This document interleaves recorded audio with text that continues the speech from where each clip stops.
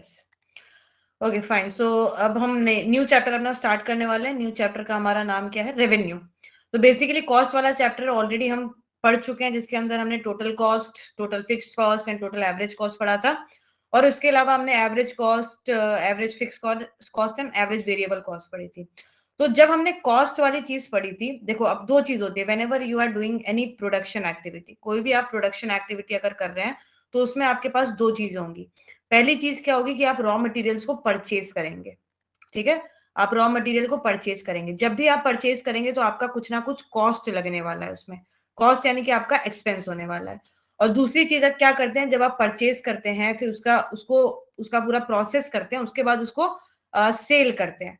तो जब आप सेल करते हैं तो आपके पास क्या होता है, आपके पास रेवेन्यू जनरेट होती है, ठीक है? तो प्रोडक्शन साइकिल जो है वो उधर ही घूमती रहती है। परचेज करो रॉ मटेरियल, फिर उसको फिनिश गुड में कन्वर्ट करो एंड फिनिश गुड्स को आप सेल करते हैं। तो कॉस्ट वाला जो पूरा था कॉन्सेप्ट, वो हम लास्ट चैप्टर के अंदर पढ़ चुके हैं। तो अभी हम लोग क्या करेंगे, इस चैप्टर के अंदर हम लोग रेवेन्यू के बारे में पढ़ने वाले हैं। तो सबसे पहले हमको ये पता होना चाहिए, अच्छा कई बच्चे जो है रेवेन्यू और प्रॉफिट में बहुत कंफ्यूज होते हैं कि रेवेन्यू जो होता है वही प्रॉफिट होता है। और ये कई बच्चे नहीं, बड़े बड़े लोग भी क्या करते हैं, इसको इंटरचेंजेबली यूज करते हैं, कभी रेवेन्यू बोल देते हैं, कभी प्रॉफिट बोल देते हैं। बट ये दोनों डिफरेंट टर्म है। तो पहले तो सबसे पहले हमको यही समझना पड़ेगा कि रेवेन्यू क्या होता है और प्रॉफिट क्या होता है, और ये दोनों अलग कैसे हैं। ये मैं आपको एग्जांपल से समझाती हूँ। एग्जाम्पल हमारा ये है कि मान लेते हैं कि आपने एक साइकिल को बेचा है। आपका जो है वो इंडस्ट्री साइकिल की, आपने उस साइकिल को बेचा है। तो साइकिल को आपने जो बेचा है वो 20,000 रुपीज में बेचा है। और जो साइकिल के बनने का कॉस्ट आया था, यानी कि उसका जो कॉस्ट ऑफ प्रोडक्शन था, पूरा जो आपका खर्चा हुआ था, वो कितने का हुआ था? 15,000 का हुआ था। कितने का हुआ था? 15,000। तो आपने एक साइकिल बनाई 15,000 में और 20,000 में आपने उसको बेच दिया। अब यहाँ पे दो चीजें हैं, एक तो है कि आपने उसको 20,000 रुपीज में बेचा, और दूसरा कि 5,000 रुपीज आपको क्या हुआ है? प्रॉफिट हुआ है। तो जो एक्स्ट्रा मनी आपको मिलता है वो प्रॉफिट होता है, और जितना टोटल आप सेल करते हो, जिस वैल्यू पे आप सेल करते हो, that is your revenue. So revenue क्या होता है कि आपने किस वैल्यू पे उसको सेल किया है। रेवेन्यू में से जब हम कॉस्ट को माइनस कर देते हैं तब हमको पता चलता है what is the amount of profit. तो कभी भी रेवेन्यू और प्रॉफिट को इंटरचेंजेबली आप नहीं यूज करेंगे, इसका बहुत ज्यादा आपको ध्यान रखना पड़ेगा। ये दोनों वर्ड्स जो है वो अलग अलग है। रेवेन्यू क्या है? आपने टोटल कितना पैसा कमाया, उसमें से जब हम अपना कॉस्ट ऑफ प्रोडक्शन माइनस कर देते हैं तब हमको पता चलता है what is our amount of profit, ठीक है? तो बस यही चीज को अब थोड़ा सा ब्रीफली हम लोग पूरे चैप्टर के अंदर पढ़ने वाले हैं। तो सबसे पहले हम लिख लेंगे व्हाट इज रेवेन्यू। रेवेन्यू की डेफिनेशन साथ साथ में लिखते चले जाएंगे। देखो, चीजें जो है वो एक एक करके ब्रीफली पढ़ेंगे तब अच्छे से हमको समझ आएंगे, अदरवाइज प्रॉब्लम हो जाएगी। क्या होता है revenue? It refers to the amount received. ये वो अमाउंट है जो कि हमको रिसीव होता है। जैसे एग्जांपल जो मैंने दिया था, हमको अमाउंट कितना रिसीव हुआ जब हमने साइकिल बेची? 20,000 का अमाउंट हमको रिसीव हुआ by a firm from the sale of given quantity. जितनी क्वांटिटी हम सेल करेंगे, मेरे एग्जांपल में हमने एक साइकिल बेची है, अगर हम दो साइकिल बेचते तो 40,000 रुपीज का क्या होता है? रेवेन्यू जनरेट होता, ठीक है? अगर हम 3 साइकिल बेचते तो 60,000 का रेवेन्यू जनरेट होता। तो जितनी क्वांटिटी आप बेचेंगे उसमें से जितना पैसा आपको टोटल मिलेगा, that is your revenue. Quantity of A commodity in the market, ये होता है रेवेन्यू। अब रेवेन्यू जो होता है उसको हम 3 पार्ट में डिवाइड कर देते हैं, ठीक है? 3 टाइप के रेवेन्यू जो आते हैं वो जनरेट होते हैं। देखो, जैसे हमने कॉस्ट में पढ़ा था, ऑलमोस्ट वही चीजें हैं, जैसे इसको रेवेन्यू पॉइंट ऑफ व्यू से पढ़ना है हमको। तो रेवेन्यू को जब हम बांटेंगे, सॉरी टीआर नहीं, इसको रेवेन्यू लिख लेते हैं। रेवेन्यू, रेवेन्यू को हम बांटेंगे, जैसे वहां पे टोटल कॉस्ट था तो यहाँ पे आ जाएगा टोटल रेवेन्यू, यानी कि टोटल हमने कितना कमाया है, ठीक है? जिसको हम प्यार से टीआर बोलेंगे। उसके बाद आएगा एवरेज रेवेन्यू, जहां जैसे कॉस्ट वाले में हमने एवरेज कॉस्ट पढ़ी थी, वैसे इसमें एवरेज रेवेन्यू आएगा, ठीक है? जिसको हम एआर बोलेंगे। और तीसरा होता है मार्जिनल रेवेन्यू,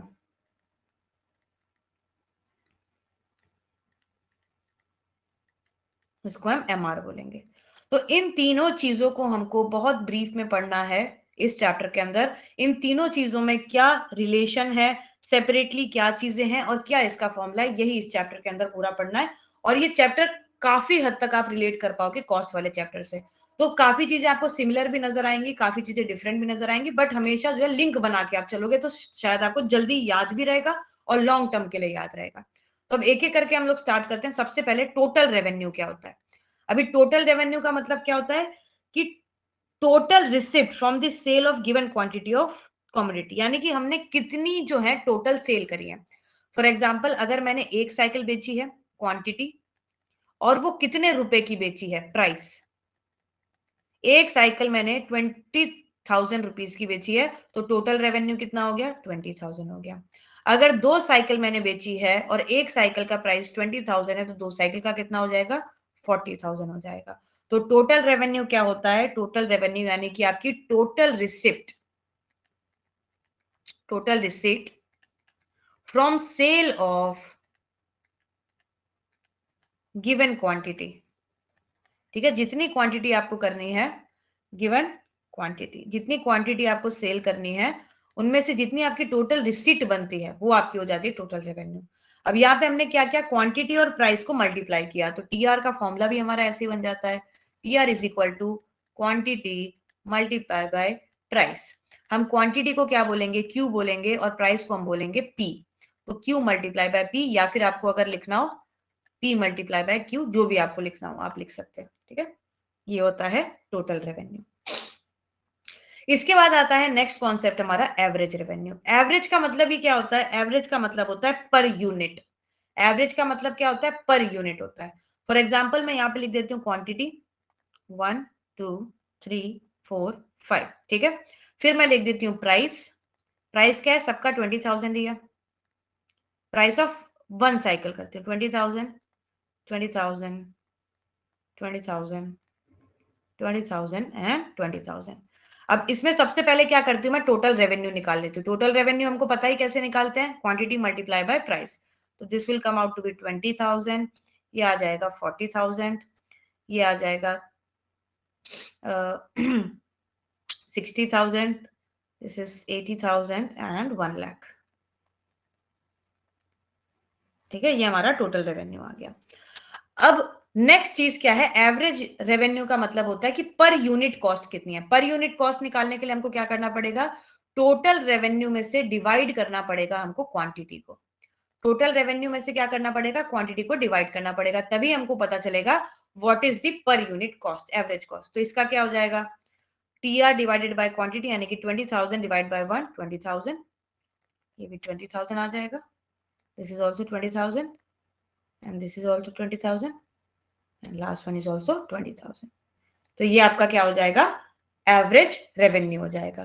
तो एवरेज रेवेन्यू क्या होता है, जब भी हमको किसी चीज की पर यूनिट कॉस्ट निकालनी होती है, तो आप यहाँ पे लिख सकते हैं, ऐसे मेंशन कर लो पर यूनिट कॉस्ट। हाँ जी बेटा बताइए। ये जो 20,000 डिवाइडेड बाय 20,000 वन होना चाहिए ना? कहाँ पे, नहीं दी, सॉरी, वो क्वांटिटी लिखा है। हाँ क्वांटिटी लिखा है वो। ठीक है, तो पर यूनिट ऑफ कॉस्ट नहीं, per unit output, per unit output, ये हमारा होता है एवरेज रेवेन्यू। एवरेज रेवेन्यू का फॉर्मूला क्या हो जाएगा, total revenue divided by quantity. ठीक है, तो इसको आप लिख सकते हो टी आर बाय क्यू, ये हो गया हमारा एवरेज रेवेन्यू।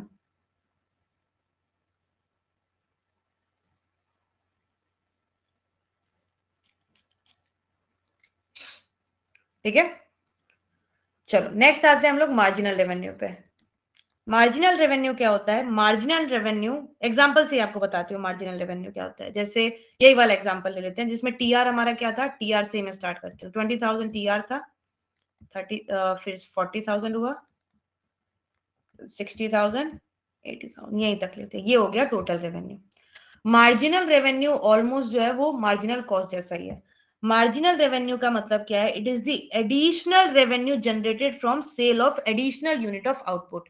जब मैंने एक क्वांटिटी को सेल किया तो 20,000 मिले, जब मैंने दूसरी क्वांटिटी को सेल किया तो 40,000 मिले। यानी कि एक एडिशनल क्वांटिटी को सेल करने की वजह से मुझे कितना एडिशनल रेवेन्यू जनरेट हुआ है। दोबारा सुनो, एक एडिशनल क्वांटिटी को प्रोड्यूस करने के बाद जब मैंने उसको सेल किया तो मेरे को एडिशनल रेवेन्यू कितना जनरेट मेरा हुआ है, दैट इज मार्जिनल रेवेन्यू। ठीक है, वो क्या हो जाएगा, मार्जिनल रेवेन्यू। अगर आपको क्वांटिटी 1 दी हो बेटा, तो टोटल रेवेन्यू और मार्जिनल रेवेन्यू दोनों फर्स्ट लेवल पे सेम होंगे, क्योंकि आपको इसके ऊपर का पता नहीं है। इसके बाद आप क्या करेंगे, इसमें से 40,000 आपका जो है सेकंड क्वांटिटी पे जनरेट हुआ है, तो एडिशनल कितना हुआ, पहले 20 था अब 40 हुआ, तो एडिशनल हो गया 20,000। पहले 40 था अब 60 हो गया, एडिशनल हो गया 20,000। पहले 60 था अब 80 हो गया, तो एडिशनल हो गया 20,000। ठीक है, तो एक क्वांटिटी एक्स्ट्रा प्रोड्यूस करने में आपका टोटल रेवेन्यू कितना एक्स्ट्रा जनरेट हुआ है, यहाँ पे एक्स्ट्रा वर्ड याद रखना, उसको आप बोलेंगे मार्जिनल रेवेन्यू। ठीक है, लिख भी लीजिए आप, it is additional revenue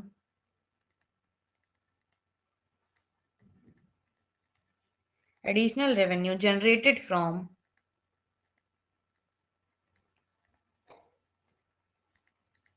the sale of additional unit of output।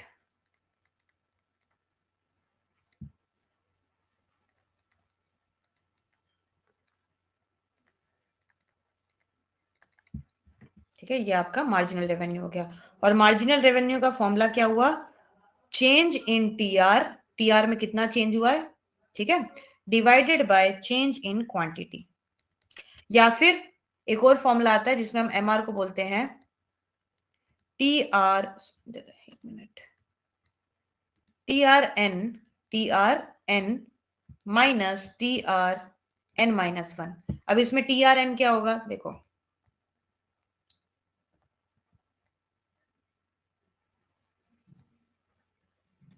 इसमें सबसे पहले जब पहली बार हम टी आर एन लेंगे तो this will be our T R N.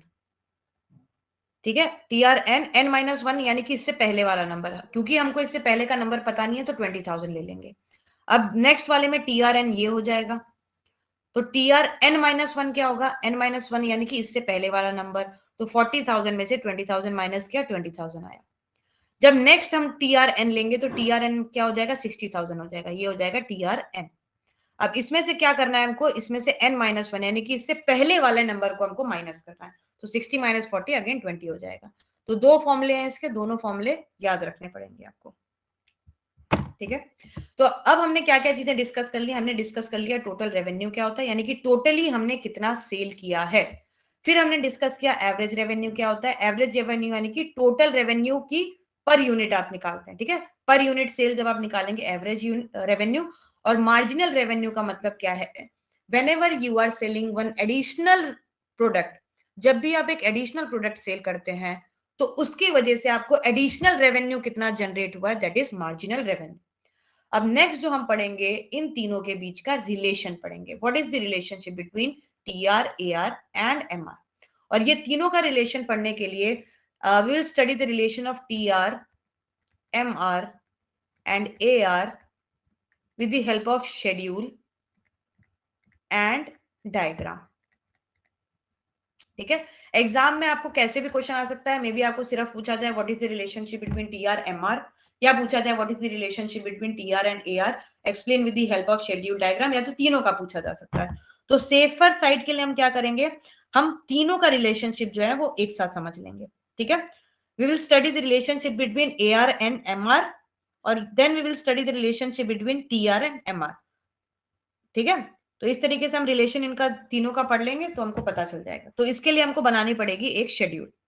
First we will make a schedule. Schedule कैसे बनाएंगे, हम यहाँ पे लिखेंगे यूनिट, फिर हम लिखेंगे price, then we will write T R, then we will write A R and M R. ठीक है, यूनिट में हम लेंगे 1 2 3 4 5। What is unit, unit is nothing but quantity. ठीक है, पर यूनिट कॉस्ट लिख लेंगे 5 रुपीज का है, एज्यूम कर लिया हमने 5 रुपीज। ठीक है, अब टोटल रेवेन्यू का फॉर्मूला क्या होगा, यूनिट मल्टीप्लाई बाय प्राइस, तो ये हो जाएगा 5 10 15 20 एंड 25। ए आर का फॉर्मूला क्या होता है, T are divided by unit, तो ये क्या हो जाएगा 5 5 5 5 5। एम आर का फॉर्मूला क्या होता है, एडिशनल कितना हमने जनरेट किया है, तो ये पहला वाला तो 5 आ जाएगा, then again 5 again 5 again 5 and again 5। ठीक है, अब ये हमने क्या बता दिया है, ये हमने बता दिया है टी आर, ए आर और एम आर। अब देखो शेड्यूल से हम इसका रिलेशनशिप फाइंड करने की कोशिश करते हैं कि शेड्यूल के हिसाब से इनका रिलेशनशिप क्या है। अगर आप ध्यान से देखेंगे तो AR और MR जो है वो क्या है, इक्वल है। तो पहला रिलेशन हमको क्या पता चल गया है, AR and MR are equal. ठीक है, AR और MR क्या होते हैं, इक्वल होते हैं। और ये कब होगा बेटा, व्हेन प्राइस इज कांस्टेंट। अभी यहाँ पे हम एक अजम्पशन भी लिख लेते हैं।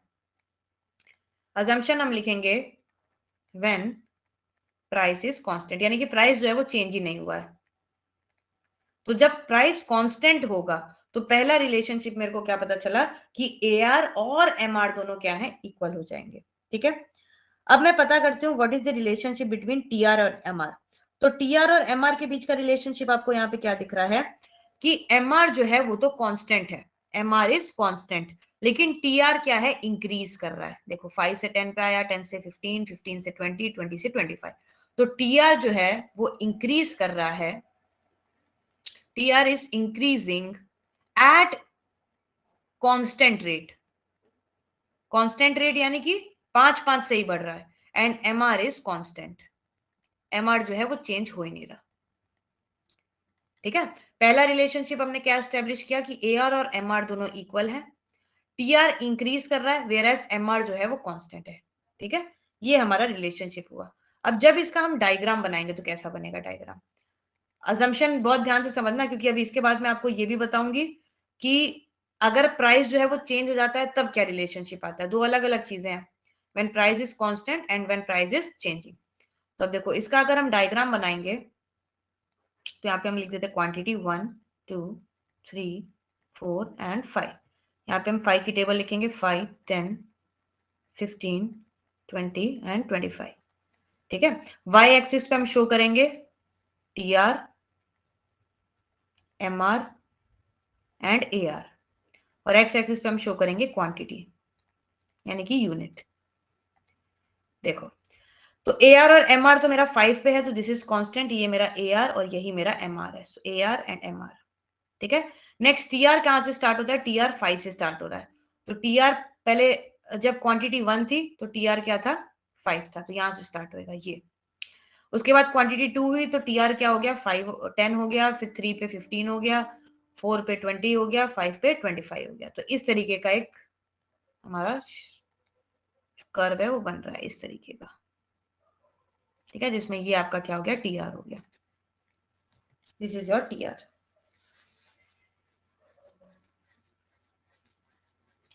और ये कौन सा कॉन्सेप्ट पढ़ रहे हैं हम, ये वो कॉन्सेप्ट पढ़ रहे हैं जिसके अंदर प्राइस जो है वो कांस्टेंट है, प्राइस में कोई चेंज नहीं हुआ है।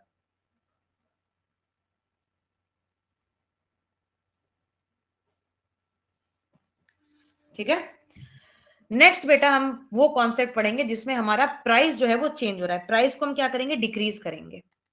तो नेक्स्ट हम पढ़ेंगे व्हेन प्राइस इज डिक्रीजिंग।